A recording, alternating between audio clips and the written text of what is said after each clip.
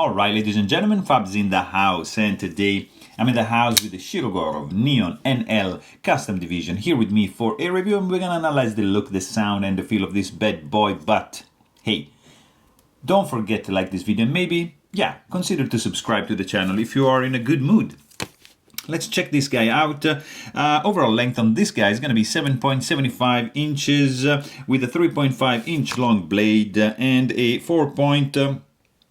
less than 4.4 inch long handle, which in centimeters, this all things translates into 19.6 overall centimeters in length, 9 centimeters for the cutting edge, and 11 for the handle. But let's see how this guy is comparing, for example, to Ontario Rat number 2 and Ontario Rat number 1, because these are pretty popular options, and you're familiar with the size of these guys, and you're gonna notice that the Custom Division Neon NL just sits in between these two options. And if I'm taking a Benchmade bag out right here and the mini bag out, you're gonna notice that the Neon is bigger than both. Very, very cool.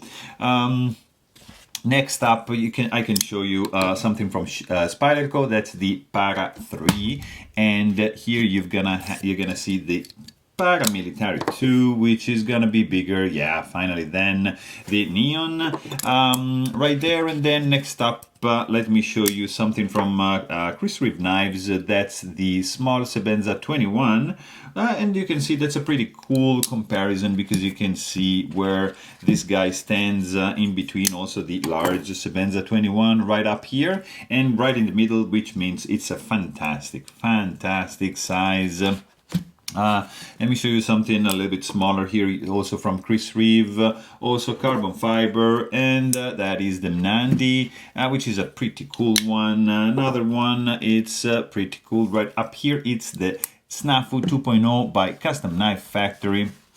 And let me show you another couple options here. You've got that's the Shamwari by Gareth Ball, and of course, how can I not show you something bigger from Shirogorov? That's the Neon, that's the F3NS Custom Division, and here you've got the Kami Flipper, which is interesting because it's pretty much the same size, just a little bit bigger than the Neon. But actually, the Neon is packing the same blade length and in a smaller package. That's why I love that Neon. Something else that I want to show you. Why not? Because we are here. Come on, guys. Are you in a rush? Check this out. I want to show you a couple more like high-end knives. This is the Custom 520. And what else can I show you? Why not? Look at this beauty right here. Kirby Lambert Rain in the house, and one more Canadian.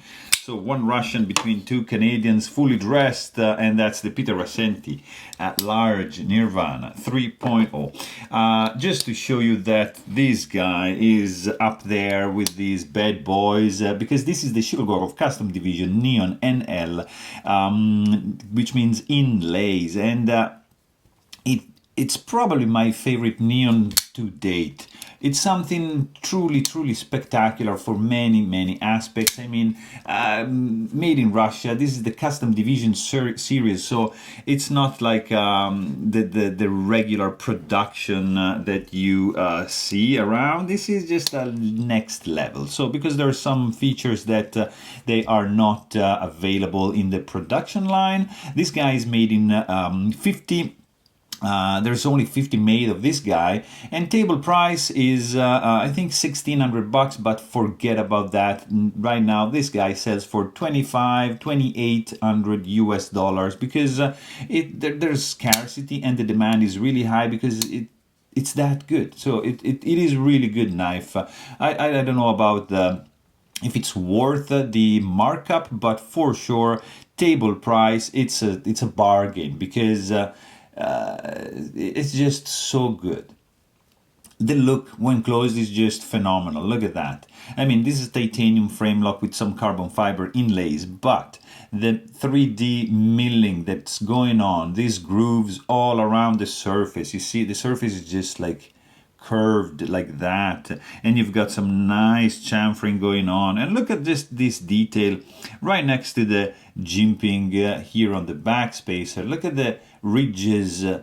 I mean, this is just gorgeous. The fine milling, you see, and it's really fine here, and gradually opens up and changes like the curvature. You see, like the center, it's very unique. It's not like just a radial normal. No, it's just fantastic. That's how it's called.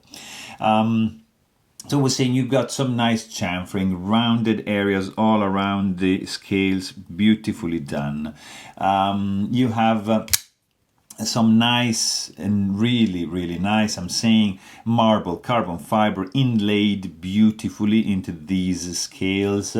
Over here, nice main finger groove is gonna allocate my fingers to a level of comfort that it's just nuts, because this handle is this rounded off. It feels amazing in the hand.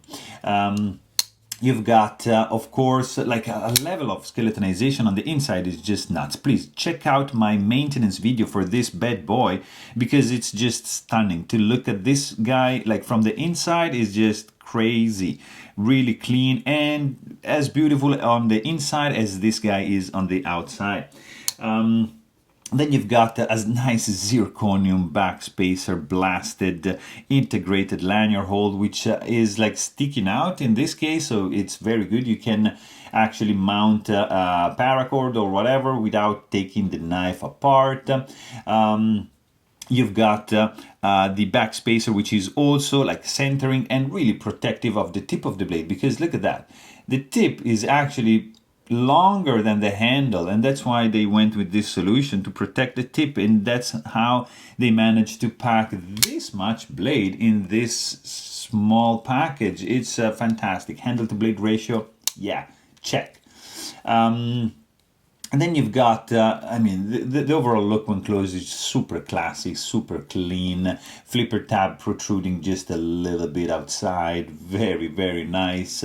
And then you've got, of course, like a very simple screw, very simple construction, sorry. So you've got one pivot screw right over here, and nothing showing on the show side.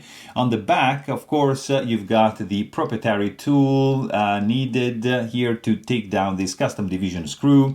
And then you've got, of course, like just a regular over here, and captive pivot. This is gonna twist. This is gonna stay there because there's a ball bearing underneath to keep everything in place. And you're not gonna be needing two tools or like duct tape or anything, because yeah, that's gonna be pretty much good to go. So pretty straightforward to disassemble. Check my maintenance video, because this guy is running on single roller bearings, which are uncaged, and you need an extra level of attention when you maintain this knife. But it is just truly fantastic, because you've got this is a stainless steel lock face insert with over travel stop bar integrated in it, and also the actual carbon fiber. It's gonna act as a backup for the over travel for the lock bar, so no worries whatsoever for that thing. And you have the stainless steel lock face insert, which is screwed in from the inside, and the screw is gonna protrude. No, it's gonna show off like right here to show you how precise that screw is. Just insanity. Really cool. Of course, you've got the 3D milled tip-up carry-only titanium pocket clip milled to a level of gorgeousness that it's unique. It's unparalleled. There's wider lines. They're like leaves of a plant distributing to the length of this beautifully chamfered pocket clip. Titanium hardware is hidden. You can't see it. It's just on the inside. That's why the look, it's that clean on the back. Non-reversible. You cannot mount it on this side. It's tip-up carry only. Forget about mounting it over here. The only thing is that this clip is strong, it's not like the retention is not that low, so that's very, very strong. That's probably the only thing I can say about this knife, because the blade shape is just fantastic. You have jimping going on, and then you have this swedge right up here going to this point over here where the tip retains the strength, the thickness, and then goes down, you know, into pretty much 80% belly and a little bit of straight edge up to the sharpening choil. Classic Shirogorov plunge grind. You have the stonewash finish, nice flat grind, custom division logo in the right spot, and S110V to remind you that this is a higher end steel than the classic production.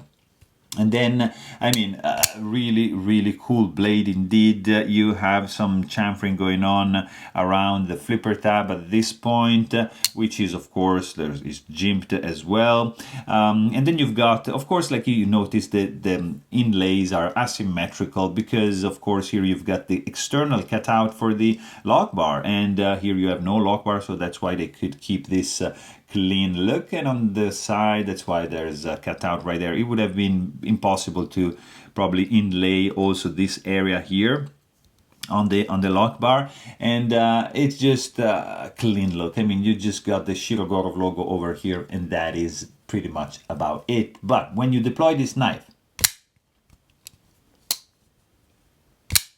that's gonna be what you're gonna hear.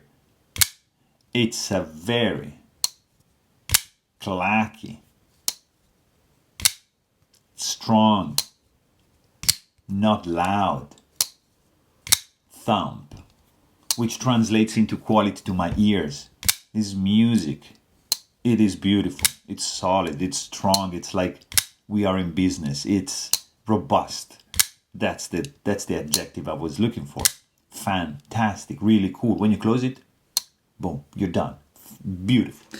Let's quickly check the weight on this guy because it feels really good in the hand. This is, I mean, there's quite some heft to it for a small knife like that, but that's 3.15 ounces. So truly spectacular work they did. It feels solid. There's some density to this knife. It's just great.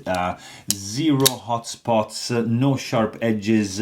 Lock bar is easy to disengage because it's protruding and there's some milled out area, so for your thumb to land on that and disengage, it's gonna be a breeze. Really, really cool.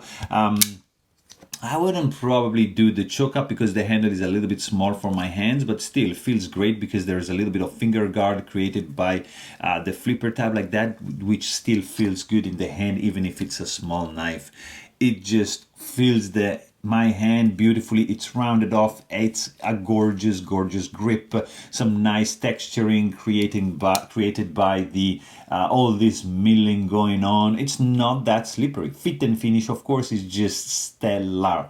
There is nothing out of place. I mean, the inlays, the clip, everything is just where it's supposed to be. No gaps, zero misalignment. Everything is 100% flush, blade centered, no blade play, no finger soreness. Everything is great. No lock stick. Guys, there's nothing wrong with this knife.